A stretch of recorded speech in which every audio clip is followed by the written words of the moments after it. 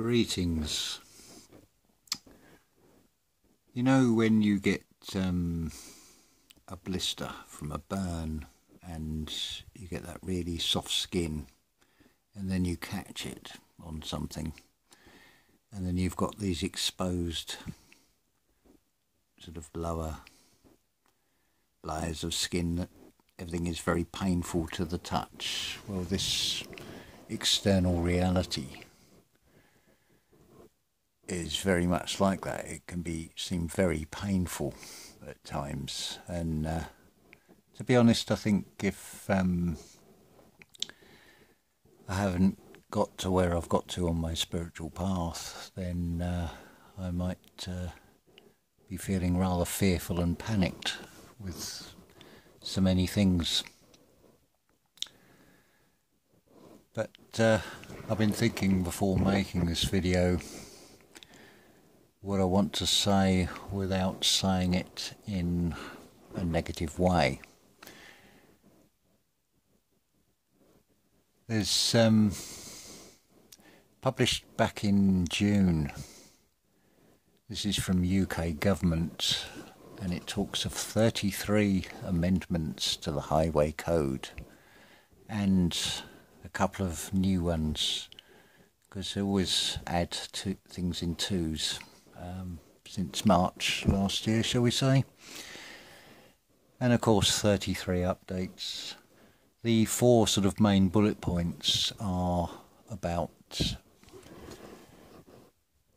where is a safe place to pull over in an emergency, what a lane closed means on a motorway, how to drive on higher speed roads, how to drive on roads with variable speed limits. All sort of pretty basic stuff which I thought would have been covered by the existing highway code and driving standards, but if it's anything like the way map reading has turned into being spoken to through a sat-nav because people can't think for themselves anymore, it's no wonder.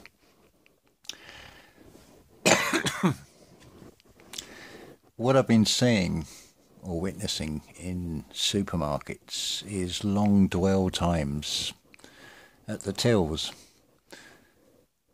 Okay, you've got the sort of shenanigans with the supply problems of one day you go in and there's something like there's no baked beans or something really basic, which is fair enough, can work around all that nonsense.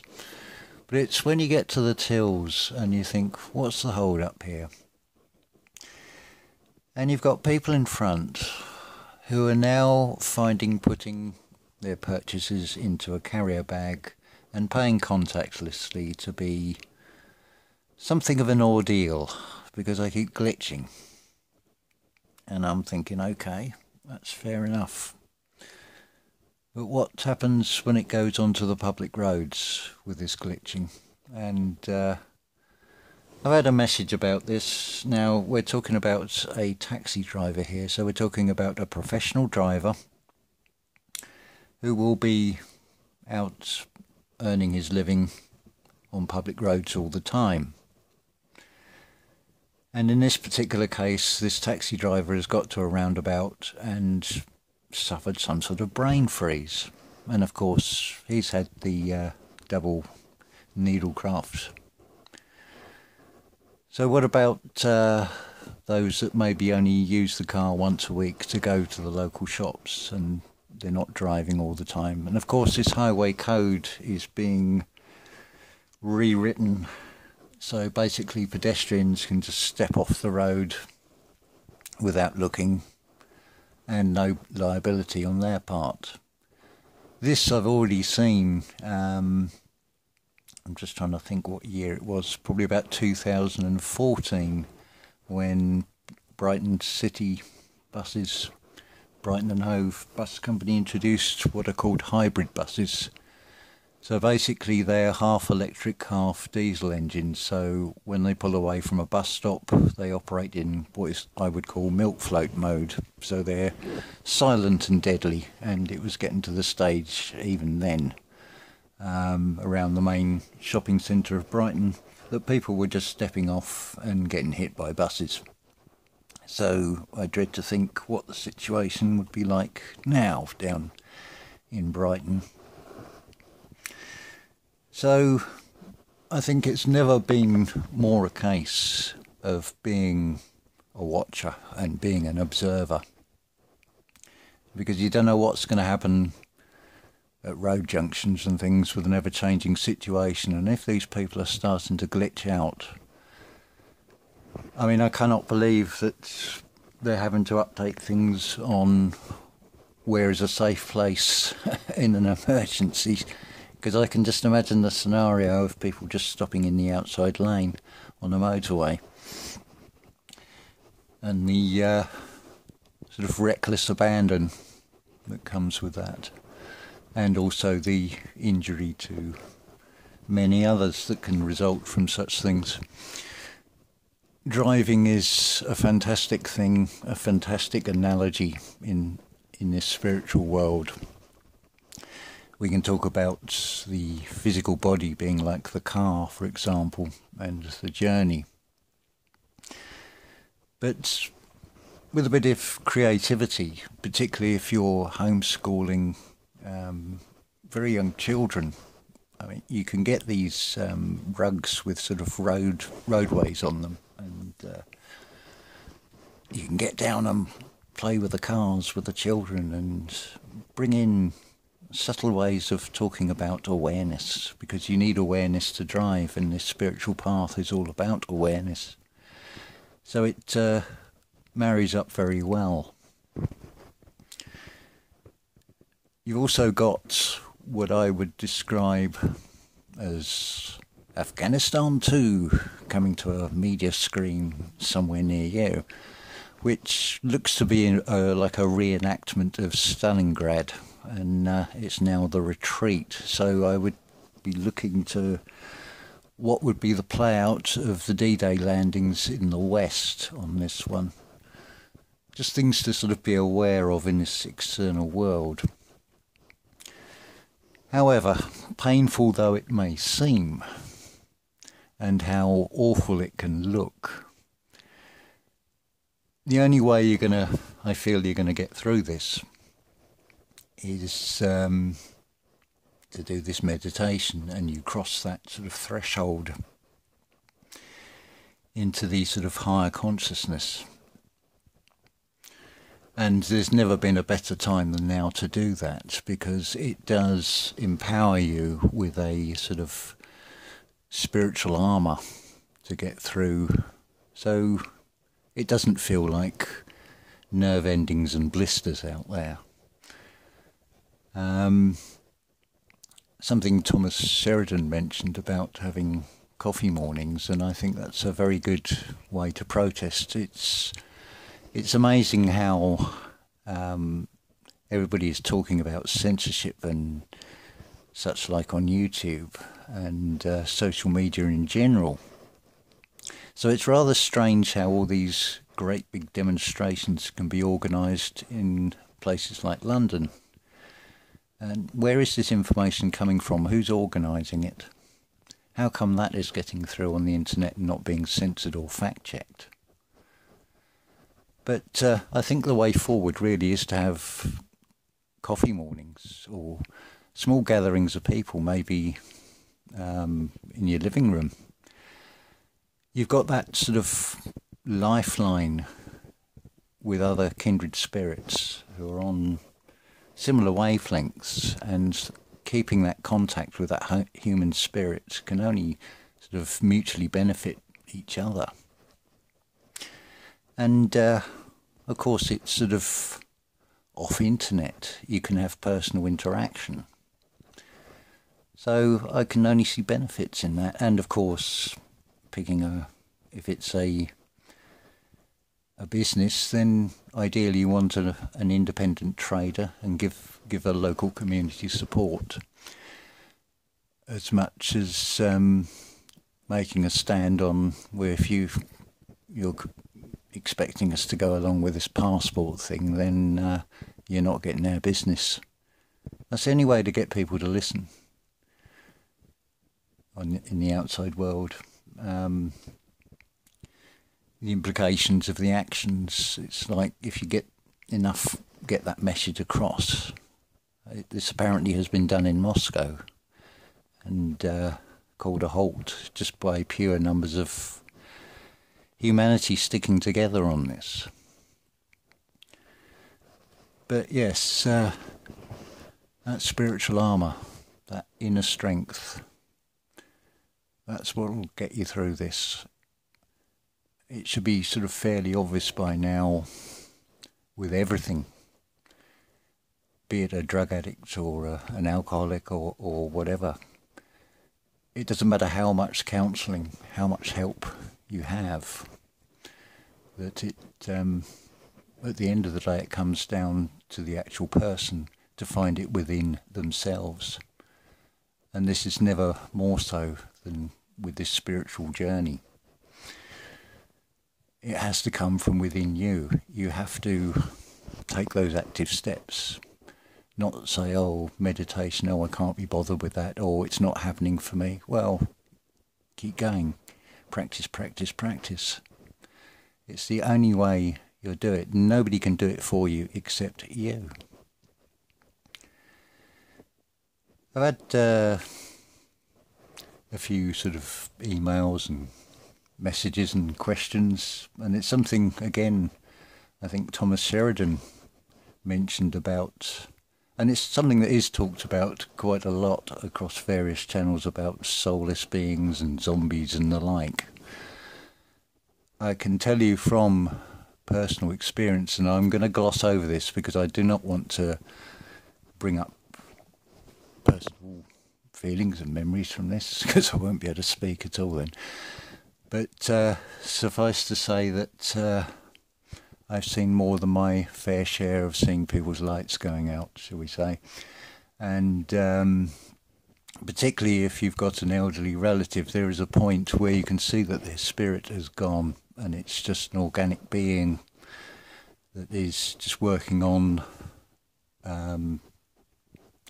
the physical vessel is just operating, as it were, but the spirit has gone. Anybody that's had a close relative elderly will probably be able to relate to that one quite easily.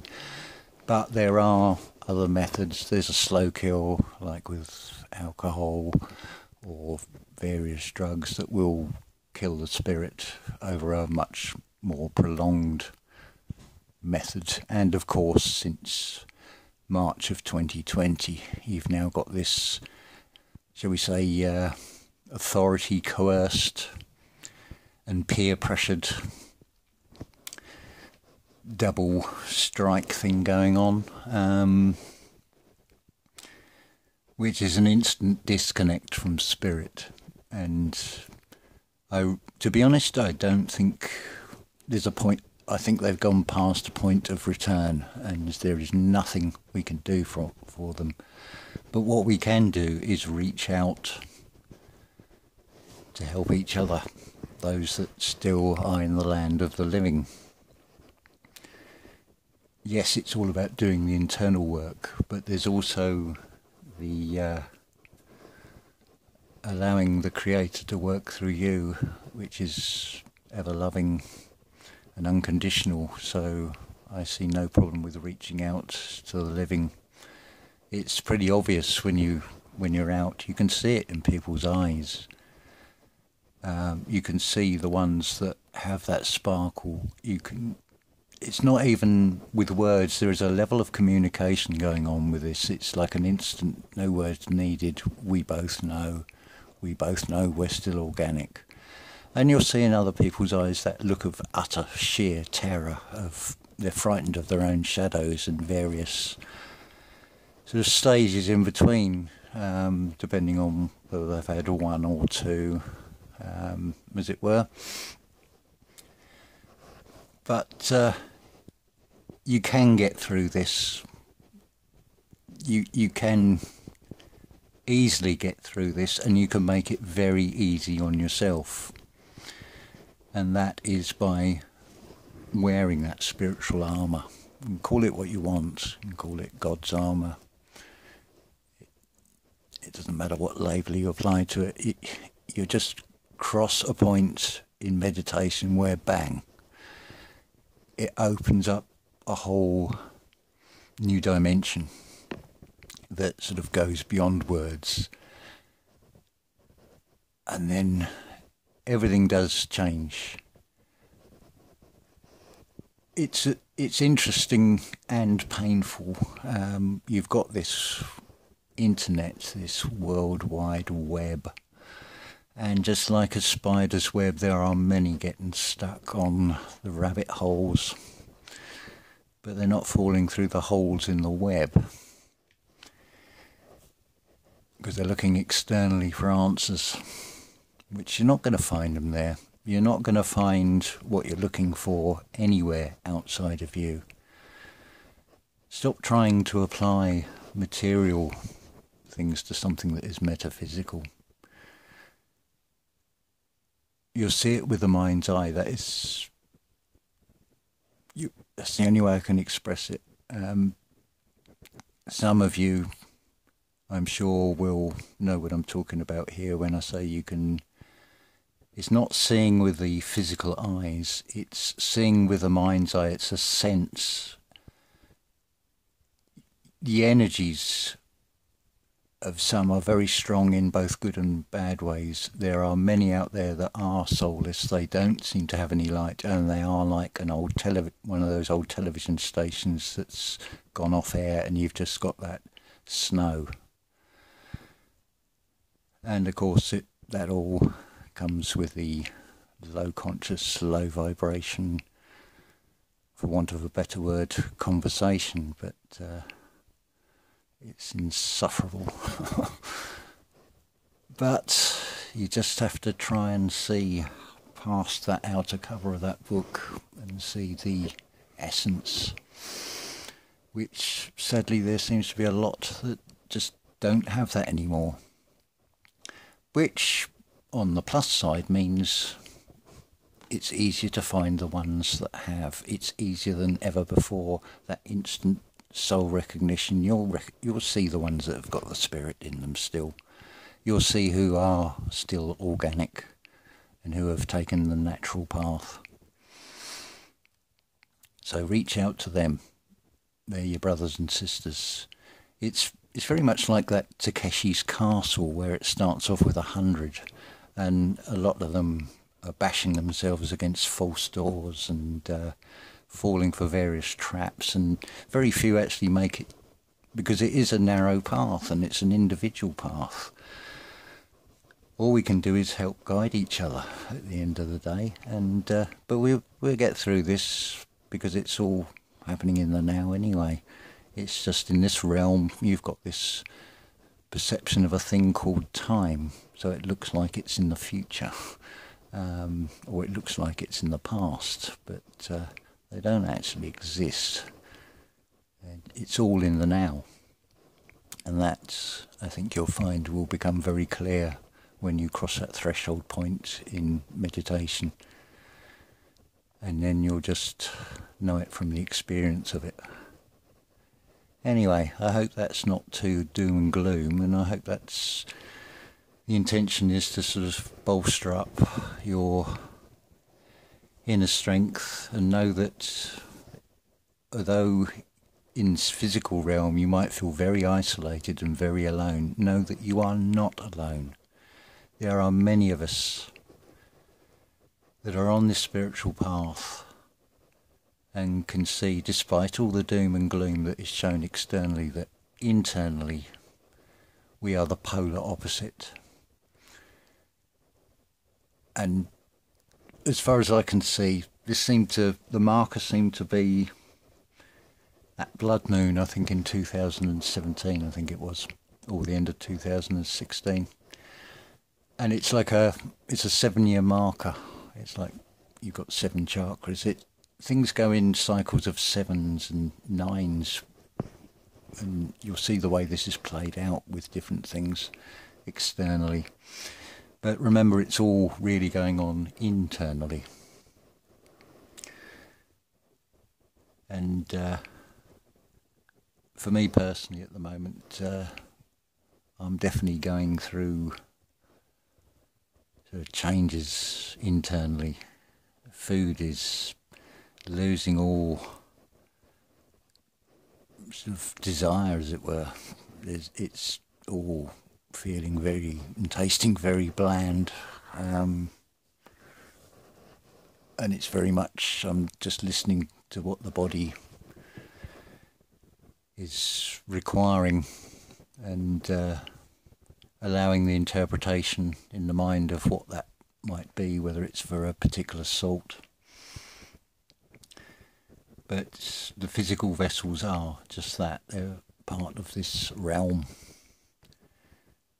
But it is the carrier, so at the same time, while we're in this, then it's sort of look after it as best you can. I'm not going to advocate whether you should or shouldn't eat this or that, because when you may be only faced with the choices of supermarket foods, which is all going to be processed, but it's important to not adopt the fear of that. You've got this far. You've got through all the preservatives and the E numbers, and margarine is better than butter, and butter is better than margarine, and so on, and you're still here. You've come this far. So please do not succumb to feelings of wanting to end it, because there is a way through this, and that is, you'll find, is within you. No matter who else you listen to externally, ultimately it's going to be within you, and it's up to you how much effort and work you put into that or don't put into that. So I can't say it any clearer than that.